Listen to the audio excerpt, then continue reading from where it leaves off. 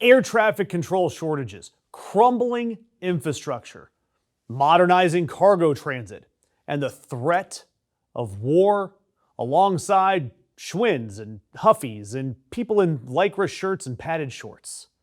That's right, Sean Duffy, your reality star turned United States Secretary of Transportation, has looked at a bike lane, that strip of paint whose entire job is keeping somebody from getting flattened by a F-150, and saw critical race theory or something and said, that is a priority for the Department of Transportation.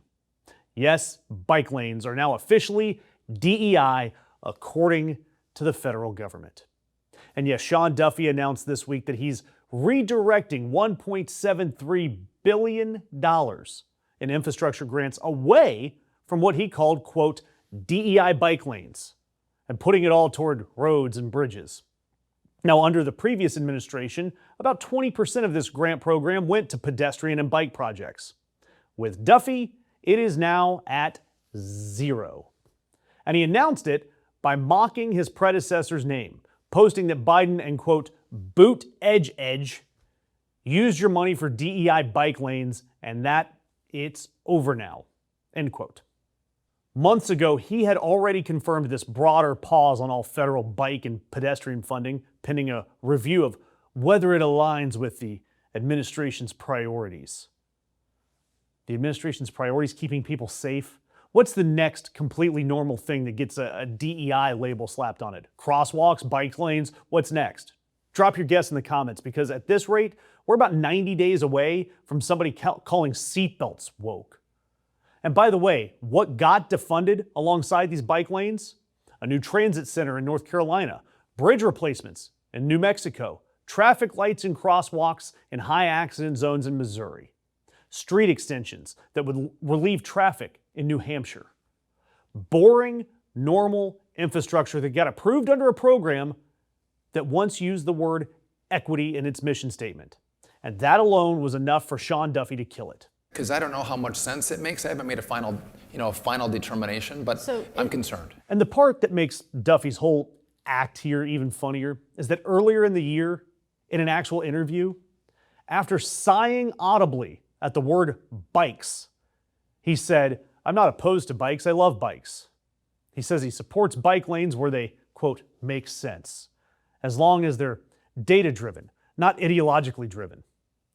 Yet he completely gutted a program because it had the word equity in it. Loves bikes, right? I also want to ask about bikes, because the federal government is reviewing all the hot topics here. All projects that involve bikes. Why are you guys doing that? Do you want to reduce the use of bikes? Say that again. The federal government's reviewing all projects that involve bikes. Yes. Why are you doing that? I'm not opposed to bikes. I love bikes, but so in New York even, they want to expand bike lanes. And then they get more congestion. They correlate. So at one point we have to look at what are the roads for. And by the way, 112 million American adults rode a bike in the last year. The U.S. bicycle market is worth over $9 billion and growing. Cities that build protected bike lanes consistently see fewer crashes for cyclists and drivers. They work.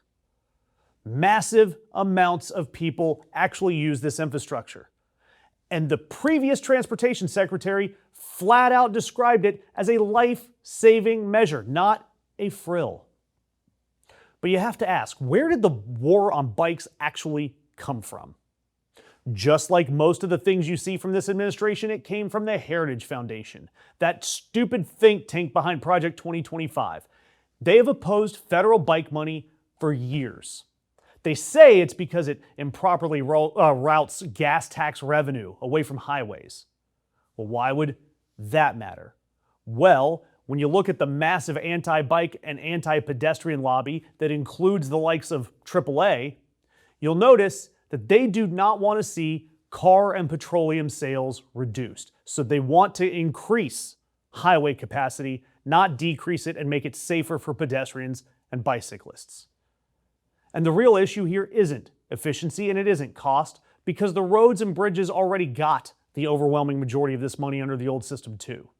The issue is that they saw the word equity and they said, that is the excuse we needed to nuke a project so that Big Oil and Big Auto can have their win. They have been paying off conservatives for years. And calling a bike lane DEI doesn't change what a bike lane is. All it is still a strip of paint between you and a truck, and it could save your life. And by the way, it doesn't stop there. Despite research that shows that bike lanes and crosswalks with different colors can help catch drivers' attention better, states like my state of Florida, welcome to DeSantistan by the way, has rid themselves of colorful road markings just so they'd have an excuse to ban rainbow crosswalks. They are that insecure. And stories like these, they keep getting buried. So anytime you see independent media, our channel, or any others that reports honestly, your interactions, like your likes, your shares, your comments, it all helps. So take just a second, leave me a comment, hit that like button so that we can keep bringing you the truth.